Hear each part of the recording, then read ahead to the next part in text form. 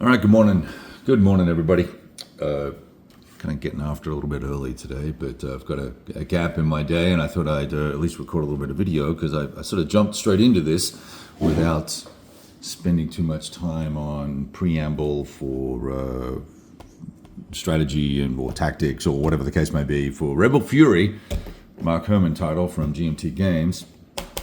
And so we're sort of deep into turn 2, which is going to be September 19th AM turn, right in the middle of movement. So it's now one of the units for the Confederates' opportunity to move.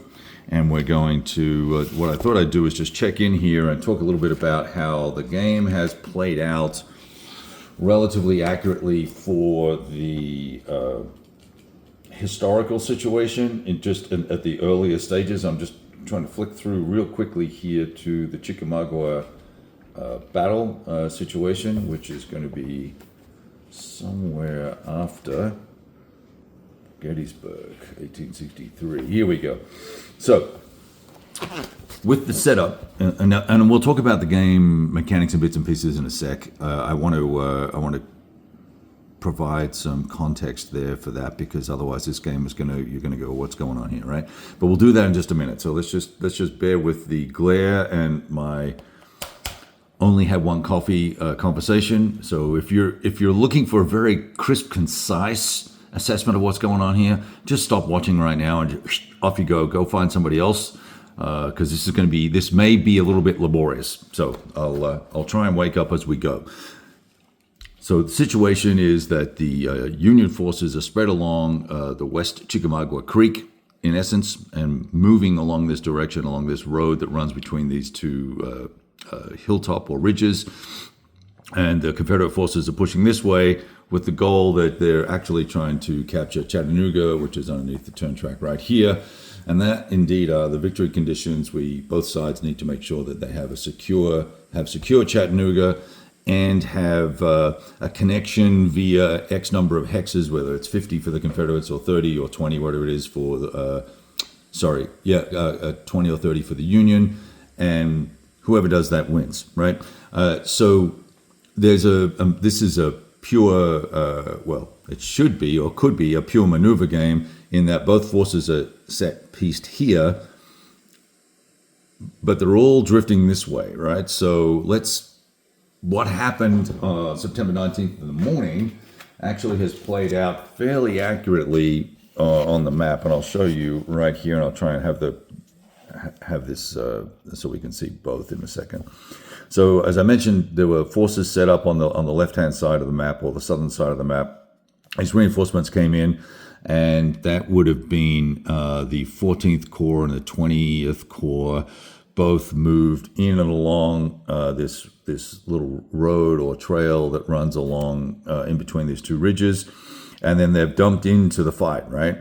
Now, while they've done that, from a maneuver perspective, the Confederates were looking to actually prevent that and choose a cutoff point right here. It's someone's mill, Lee and Gordon's mill right here, because it's a little nexus point, little crossroads, and a couple little crossroads here that seem to be relatively good location to try and push in and then split the forces in two. And not that we're going to be able to defeat anybody in detail with this particular system. We'll at least make it have a stab at it. So there's that. So that's kind of what's going on, and this seems to be what was happening in the battle here as well. So that's all played out relatively nicely from a historical perspective. Not that it matters, right? Because this game is somewhat abstract, right? We're dealing with half-mile hexes, division scale units. Even though there are some brigades on here that are represented as divisions, we can have a conversation about that when we do the review or post-game impressions and all that sort of nonsense. We'll talk about that and some other stuff as well. But nevertheless, from a tactical perspective, when I first started, I was like, oh well, I mean, I'm gonna take all the Confederates, and instead of closing here and trying to cross the Chattanooga Creek, let's just end around and go to Chattanooga. Well, you can't, because the Confederates Bragg starts in battle mode, meaning that his range is severely depleted. So he has a range of 5 in battle mode versus 12 in maneuver mode. So all of his units have to stay, relatively speaking, within that range, or if they're out of range, they've got to start moving towards him.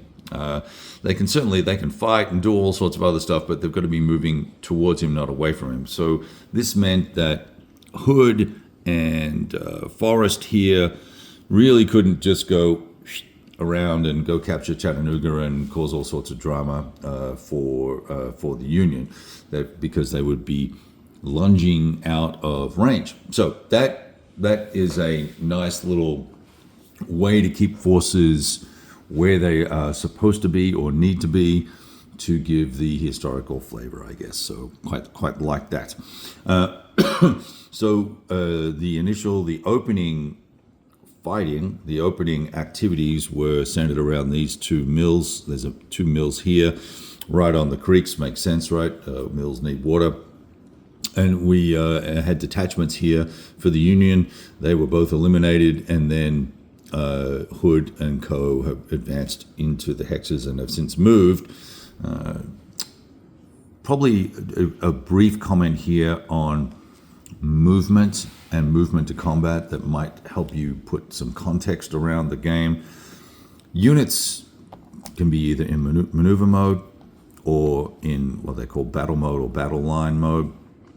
And you can wander around the map, and there's extended movement and road movement and all this sort of stuff, and do whatever you like pretty much, and move as many times in a turn as you wish as well, until you come within the zone of influence, 2 hexes away, right? A Zoy. Are we going to call it a Zoy? We have Zox. We're going to call this a Zoy.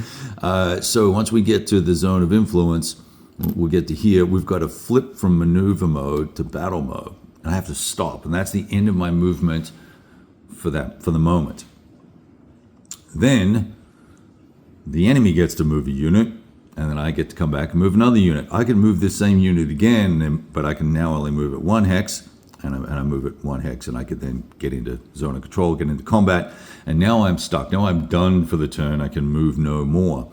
Or I can move out of that zone of influence, but I can't flip back to maneuver mode. I've got to stay in battle mode until one of the other phases in the turn that will allow you to make the change. Now, I believe he was he maneuver mode, or was he battle mode? I think he was maneuver mode, so he must have been here. All right, so there's that going on. Now, as I mentioned to you, that there's this alternate movement thing going on, and everybody can move. So what does that mean for gameplay? This is where, for me, the juice in this game really comes out. And the same thing was represented in Gettysburg, of course, in the C3I magazine, but more effectively, and I think more interestingly, was also represented really well in the core level game, the Waterloo campaign, the Battle for Waterloo, also in a C3I magazine. And that core level maneuver and the guessing game of who's going to move where, and where's the real force going to, where's the real line of attack going to occur, that really got represented very, very well in Waterloo. And I noticed that, and maybe it was just to keep things on theme, I guess, but Mark really didn't even mention the Waterloo game at all in any of his designer notes that I could see. I read through them pretty quickly, but I really felt like the Waterloo, this feels more to me like the Waterloo game than it does the Gettysburg game. Gettysburg game is a cute little game. It's great. Did its thing as a first pass in a series.